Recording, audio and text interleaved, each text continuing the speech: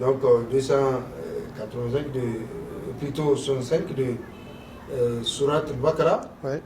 Donc Allah SWT il nous dit Ya alladhina amanu kutiba alaykum as-siyam kama kutiba ala alladhina min qablikum la'allakum tattaqun. Oh vous qui avez cru, nous vous avons prescrit le jeûne du mois de Ramadan. Nous avons prescrit le jeûne tel que nous l'avons prescrit à ceux qui vous ont précédés. La'allakum tattaqun. Certes, en faisant cela, vous allez atteindre la piété. La'alla en arabe veut dire peut-être. Mais Allah subhanahu wa ta'ala, il n'a pas de doute. Quand il parle, c'est avec certitude. Il affirme. Il affirme. Effectivement. Donc, le fait, Allah subhanahu wa ta'ala, la'allakum, auprès de Allah subhanahu wa ta'ala, c'est la certitude. Certainement, vous allez atteindre la piété. Donc, le premier objectif assigné au mois béni de Ramadan, c'est vraiment la recherche de la piété. Et on peut retenir brièvement de cela que c'est le moyen pour atteindre la piété.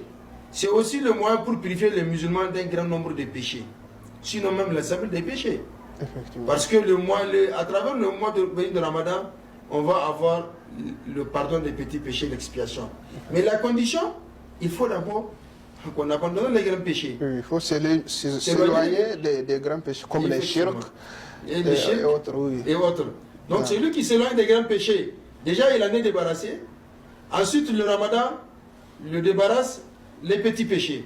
Donc à travers le mois béni de Ramadan, l'un des objectifs, c'est le fait qu'il permet aux musulmans vraiment de se purifier, d'être expiés des péchés, sinon même de tous les péchés.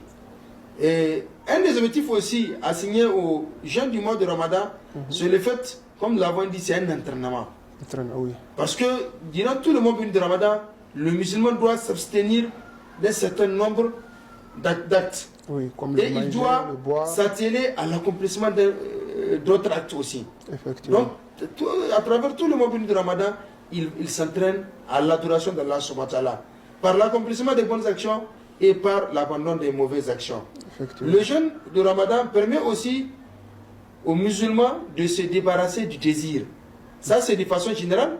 Le jeûne permet aux jeunes, c'est-à-dire aux musulmans, de se débarrasser de ces désirs charnels qui débordent. Le professeur dans ce hadith-là, que les jeunes aiment beaucoup citer, le professeur dit Ya ma'ashar shabab, man ista'amikum al-ba'ata falyatazawwaj. Oh vous jeunes gens, ceux qui ont les moyens qu'ils se marient. Mais à la fin de ce hadith, le professeur il nous dit, donc, et celui qui ne trouve pas les moyens, qu'est-ce qu'il doit faire? Il doit prendre le jeûne. Il doit jeûner. Donc il dit, parce que ce jeûne-là va le protéger. Ce jeûne-là va le protéger. Il va lui permettre de protéger son regard, sa vie, et aussi de protéger ses parties intimes et son sexe. Il va se protéger du désir. Et ça, c'est un bienfait pour la personne. Pour la personne. Effectivement. Donc ça permet vraiment de se débarrasser du désir qui déborde. Et aussi, comme objectif du mois béni de Ramadan, nous pouvons citer le fait que Allah subhanahu wa ta'ala veut à ce que les musulmans soient reconnaissants envers lui. Parce que quand on est reconnaissant envers Allah, on aura plus de richesse, plus de bienfaits, plus de grâce d'Allah subhanahu wa ta'ala. Et comment être reconnaissant parfois? C'est quand on manque quelque chose. Et le mois de Ramadan nous apprend à travers le jeûne, le fait de ne pas manger ou de boire, de se rappeler du fait que si Allah SWT voulait, il pouvait nous empêcher de manger et de boire. Mais le fait mais quand on mange toujours, on boit toujours. C'est aussi une égalité entre les pauvres et les riches. Tout le monde au même pied d'égalité. Voilà, toute la journée, vous n'avez pas mangé. On n'aperçoit pas un peu ce bienfait de pouvoir manger toujours. Effectivement. Mais à travers le jeûne du mois de Ramadan, on se rend compte que, mais donc, et si Allah voulait à ce que je ne puisse pas manger pendant tous les jours?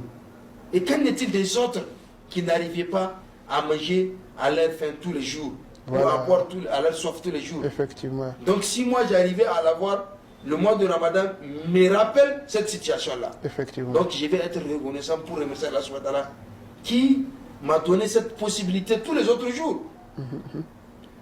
Et aussi, le mois de Ramadan permet à ceux que, comme vous venez de le dire, cher frère, le fait de mettre tous les gens au même pied d'égalité.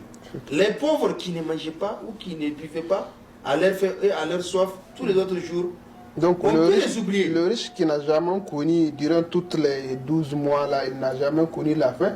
Donc il va se rappeler qu'il y a des gens qui passent leur vie comme ça. Donc ça va devenir une leçon de morale pour la personne.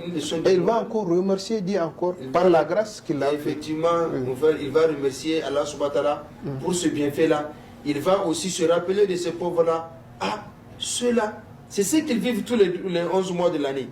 Donc, vraiment, vaut mieux les soulager un peu, faire des actes de bienséance à leur égard. Alors que s'il n'y a pas le jeûne du mois de Ramadan, peut-être qu'il ne se rappellera jamais qu'il y a des personnes qui vivent dans la faim, que lui il est en train de vivre en quelques jours, 29 jours, au plus 30. Alors que d'autres vivent ça, presque les 165 et les 180. Et surtout dans nos pays où il fait très chaud.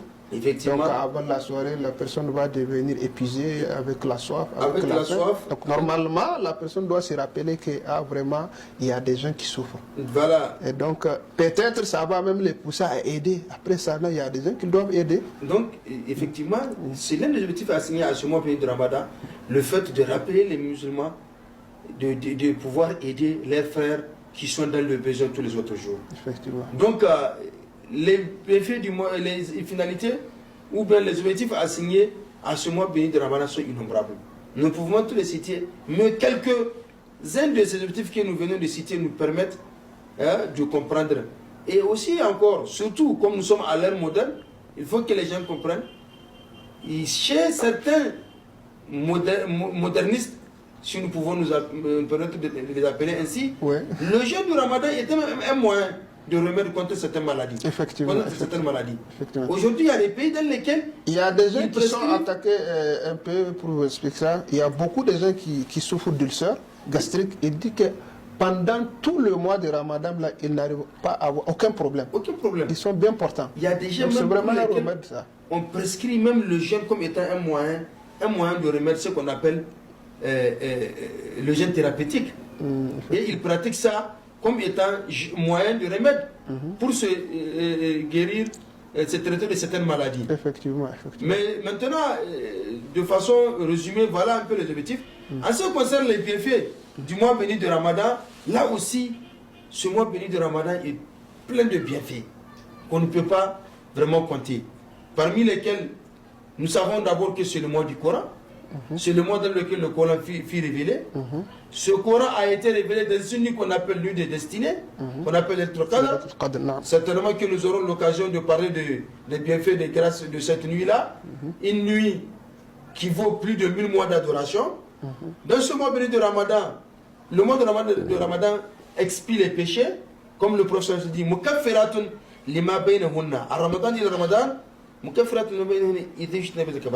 ça explie ce qu'il y a entre deux mois de Ramadan comme péché. Donc dès que la personne s'éloigne des grands péchés, tous ces petits péchés qu'il y a entre le Ramadan et le Ramadan, le 12 mois, donc Dieu les supprime. Dieu les efface. La personne en est expiée. Effectivement. Et aussi, pendant le mois de Ramadan, les démons qui égarent les gens sont attachés. Les portes de l'enfer sont fermées et les portes du paradis sont ouvertes. Allah subhanahu wa ta'ala, il affranchit chaque nuit des milliers et des milliers de serviteurs dont les noms sont définitivement effacés, des gens qui entreront à l'enfer pour être inscrits sur la liste des gens du paradis. Et c'est définitif. En dehors de ça, chaque jour qu'on jeûne, on sera éloigné de l'enfer pendant 70 ans. C'est comme si on aura vécu 70 ans en pleine adoration. Sans une distance de 70 ans. Une distance de 70 ans. C'est comme si on fait 70 ans en adorant Allah subhanahu wa ta'ala sans lui désobéir une seule fois. On aura cette récompense-là. Et le jeûne du mois de Ramadan permet aussi de multiplier les bonnes œuvres. On aura 10, 100, jusqu'à 700 fois. Mon frère, pour résumer, le jeûne du mois de Ramadan, la récompense, Allah subhanahu wa ta'ala connaît la récompense. Comme l'a dit, le jeûne que fait mon serviteur, c'est pour moi. Et moi, c'est avec quoi je vais le récompenser. Et le jeûneur, il a deux choix. Comme l'a dit